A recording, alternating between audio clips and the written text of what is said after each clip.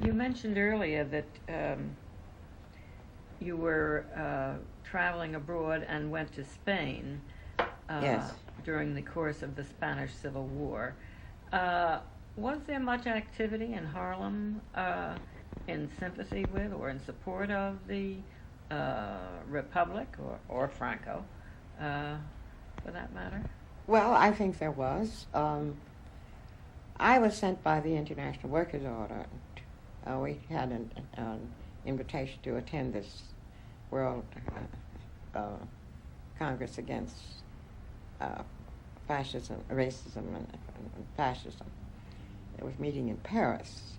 And to my great surprise, the IWO elected to send me as a delegate to this conference.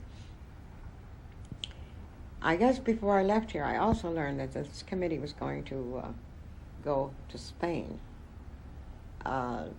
this relief committee. Perhaps I might have learned it through the Congregational Education Society, because one of the women that I'd worked with was on this committee. As I always kept my friendship with the staff of the Mr. Herring's staff. We used to get together. So I went to the conference. It was primarily of blacks, and most of them were French. I have a picture of it. There were three of us who went from the United States, and it was there that I met William Patterson, coming from Moscow, where he had been after he broke down under the pressure of the fight for the Scottsboro Boys. Had tuberculosis and had spent about 3 years. There was quite a bit of activity. One of the leading dentists of this community, Dr. Donowa, went over to join. There were many young men who went into the International Brigade. Angela Herndon's brother was one. He was killed over there. Von Love, who's here now, was another. And many of them. As a matter of fact, on the boat going over to Europe, there were a number of these young men going to join the International Brigade on the ship that we were on. What month and year was that? It was in August, I think. In August, I could 1937. 1937. Mm-hmm. When I returned, I spent 3 weeks in Spain with this committee, and when I came back, I also met Clara Edwards in Paris. She comes out of Chicago, though she was a national figure, a black woman.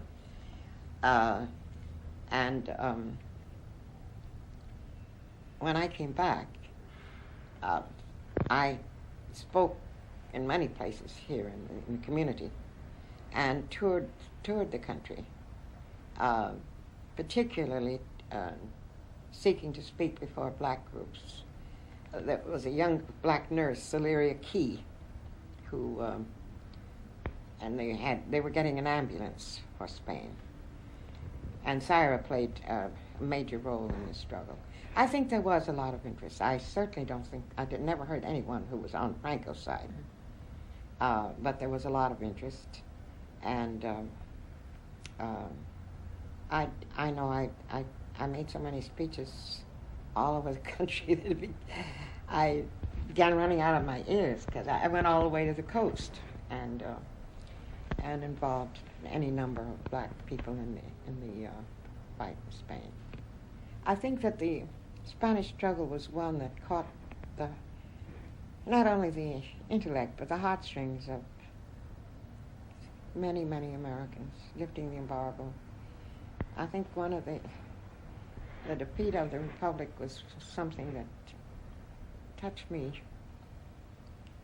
in a way that until the devastation of Hitler, I'd never felt before as I did about Spain. And I swore I'd never go back as long as Franco was there. I could understand what Picasso felt and why he did Guernica. It was a real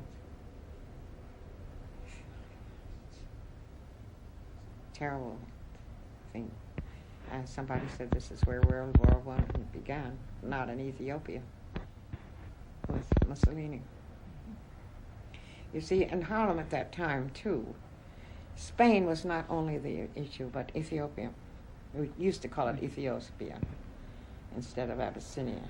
Oh, it's Ethiopia. We used to call it Abyssinia, didn't we? Abyssinia. Yes. Now it was Ethiopia. I can remember some of the turnout when Mussolini went into Ethiopia and bombed innocent men, and when there were masses in the streets of Harlem protesting, just like when Joe Louis would fight. The streets of Harlem were just masses of people, absurd, emotional outburst that you just be part of it. Mm-hmm. And yet you don't see it today in the community as you saw at that point.